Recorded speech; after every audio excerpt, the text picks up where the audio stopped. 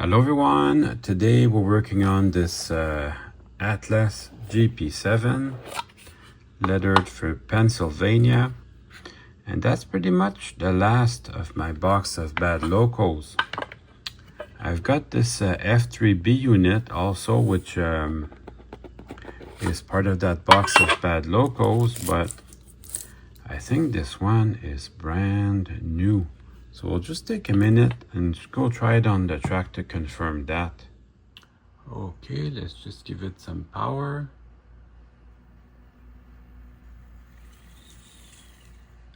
So far, so good.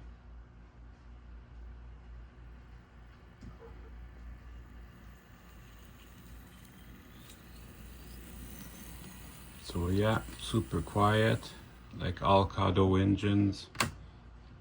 So yeah, brand new condition.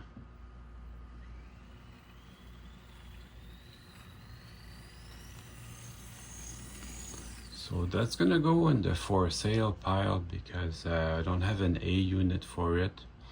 This would pull the California Zephyr. So it's a really nice engine to have though.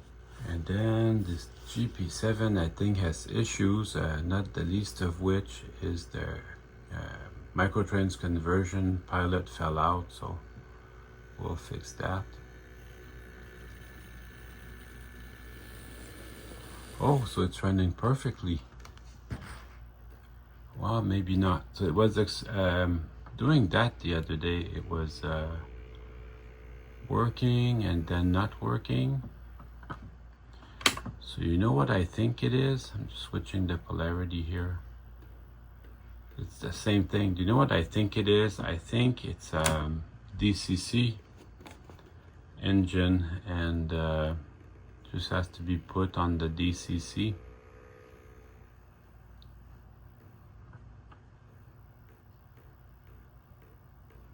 Just has to be put on a DCC controller and then do the initial programming again. Anyways, that's the theory. We're about to test it out. So select loco 8501.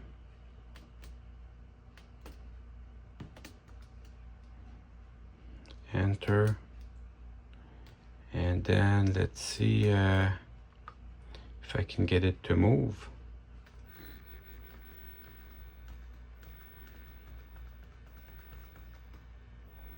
I'll just reverse it. Maybe the motor's a little weak.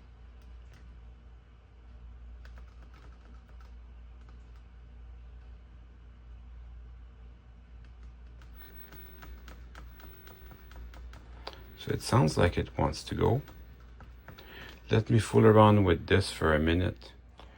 Also, just in case it's a problem with the programming, I'm going to do a factory reset. So factory reset on the NC Power Cab is a recovery program. So you go again, program.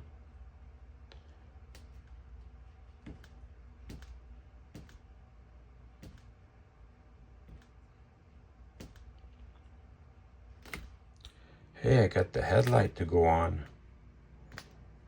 So definitely that's got a decoder in it. What I'm gonna do, since it's not moving, I'm gonna do a recovery program.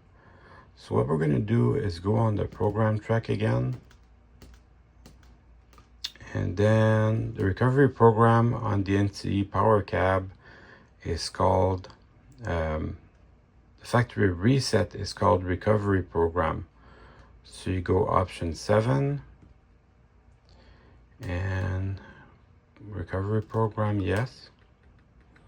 And then it's going to try and reprogram every CV. And you can hear it working. So it's reprogramming just every CV one at a time. And then we'll see if it's going to work. So just escape that. And then give it a chance. It's not working, so I'll do, I will open it up and have a look. Oh, you know what I forgot? When you do the factory reset, it will reset all the settings, all the CVs back to a factory. It also erases the cab number from it. So I'm gonna go and reprogram that and we'll see what happens. Also in the meantime, I was able to download part of the instructions. It's a TCS decoder. So if that doesn't work, I'm gonna do all the CVs to the default value. So then we'll see how see if that helps. Now it just says cannot read CV, so I will remove the shell after all. So you have to remove these little stanchions first, and then there's two clips under here. You can see it through the window, so you have to pry under that to get the shell off.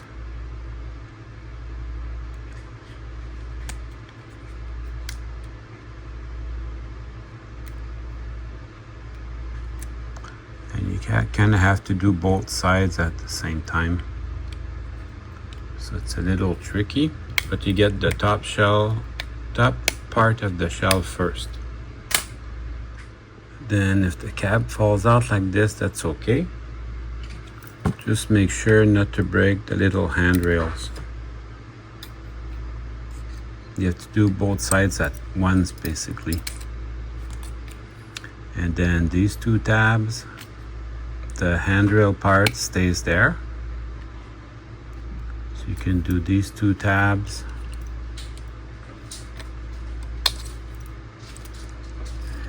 Then yes, you can see your decoder. So maybe it slipped out of its spots. I'll take a look under magnification just in case it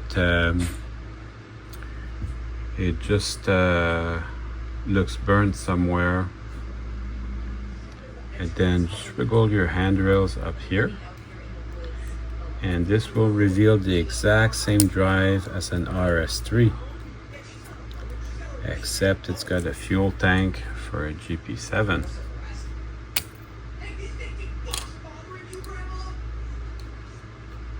You can see the old familiar RS3 frame here, with the space for the RS3 air tanks. So alright, I'm gonna take a good look at this and I'll wiggle it a little bit. Well, nothing looks bad, so I started thinking maybe one of the little wires is shorted out. So let's check it out again. So these seems to be making contact with the frame, so that's not the issue. But I'll have a look at the wire insulation. I'll make sure that nothing's touching the frame, because that could be the issue.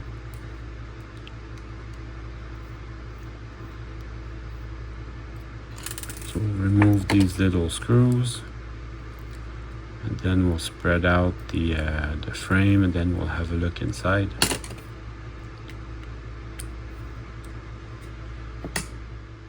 Everything's wired in here exactly like it should, so it is not obvious from the start what's happening. Like for sure, at one time this locomotive was running. It must have been running well. I'll just spread these out, move the two trucks,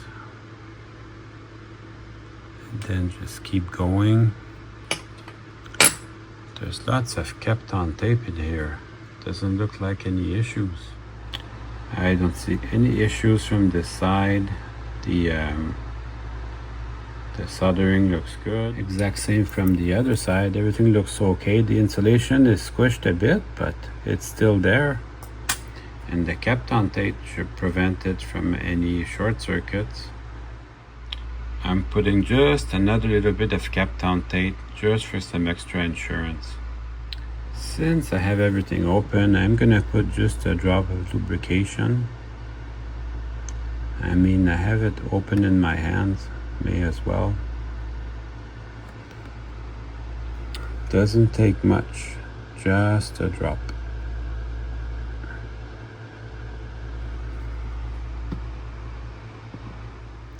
Same with the wheels. Since I have it in my hands, may as well.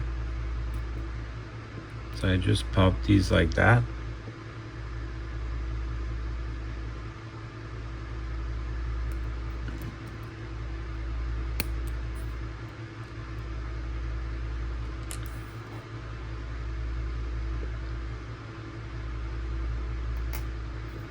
And that little contact strip, keep it there. It is a little bit helpful, but everything in here just feels great. I don't think there's any issues, but may as well clean it while I have it in my hands.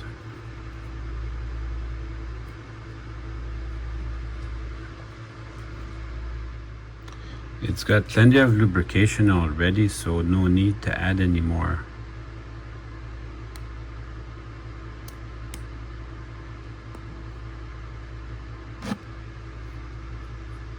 Touch it with, move it with your finger. You should be feeling no resistance whatsoever, but that feels great.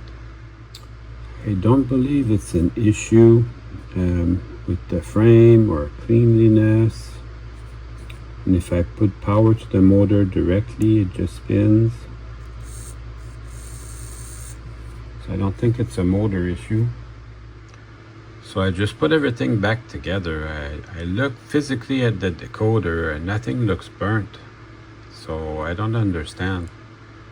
I'm gonna try again on the programming side, and then we'll see what happens. My controller showed me a short circuit once, so that's worth investigating. I'm gonna take everything apart again and I'll try just a decoder. So I hooked up some jumper cables to my decoder and we'll see.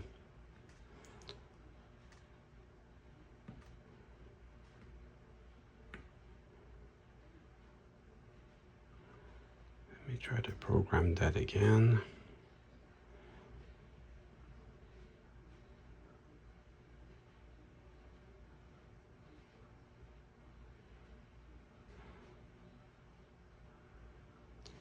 Cannot read CV, so I guess it is the decoder that's bad. That happens sometimes. So I'm gonna unsolder this and I'll have a nice DC locomotive. Yeah, just need to unsolder that. And then that just goes into the bad decoder pile. And then as I reinstall the motor, I just have to make sure that these tabs contact the frame. It looks like there's a little bit left, so I should be able. Better remove that Kapton tape. Don't need it anymore for DCC, because we're going DC now. Now just a quick test on the bench.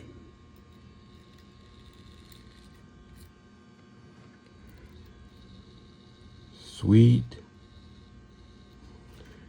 Then I'll add the trucks on. Just loosen this a little bit. And then the end that goes to the outside is the rough edge because they took away the couplers. So that's pretty easy to figure out. Same with this. This is the edge that's rough, goes on the outside.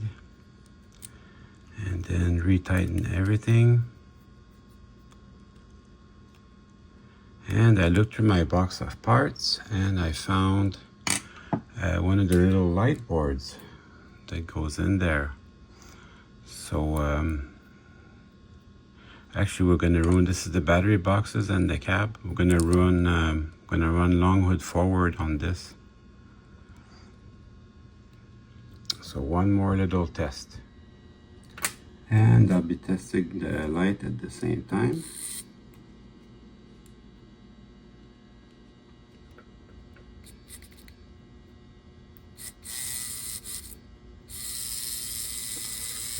So that works.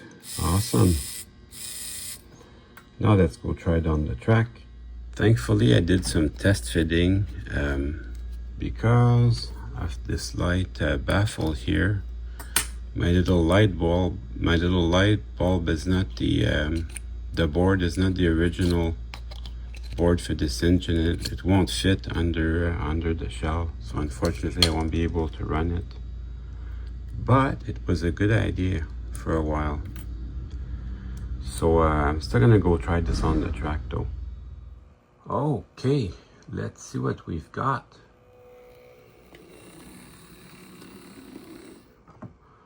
So far so good.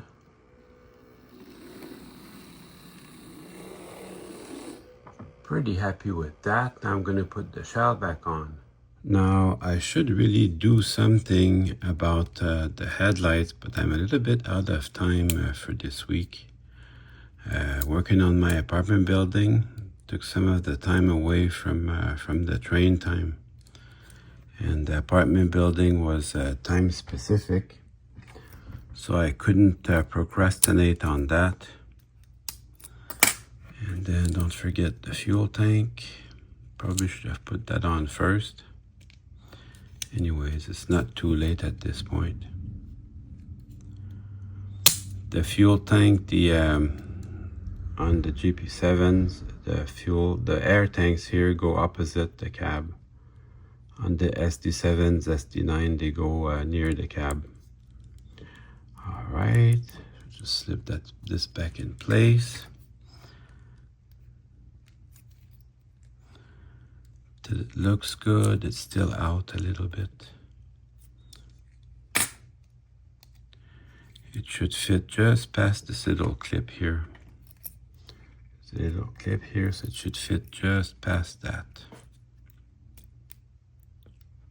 I'm going to take my time to do it right, because the handrails on this are still good, so I want to pay attention to that. Slip that over here, and then we'll bring in the cab. Careful for the handrails. So that you basically have to be looking at both sides at once. So that is that, my friend. You have to have eyes all around your head. And you have to be looking at both sides at once. Make sure you get everything over the sides of the cab. Otherwise, you're gonna have some drama. Well, broken handrails on these are quite common, and like I said a second ago, these are still pretty nice. I have to wiggle the cab past the two horns. Yeah, so that first wiggle the cab past the two horns, then wiggle the cab, wiggle your handrails to the outside. Just one side thing at a time. And then just carefully lower it, making sure that you don't damage anything. This is gonna take a minute. Yeah, all this time making models, I still make mistakes. The long battery boxes go in the front. And then you have to press the little handrails in. Kato, they don't use any glue, so it's great when you want to go back and work on your models. So we're ready to go now. And now it's time to run some trains. Oh, wait a minute. I forgot to put my coupler back on. So this has a very nice Micro Trains conversion kit, which the previous owner just glued it together. And that actually suits me just fine. I'm gonna glue that right back together. I still have my Kato sound box handy.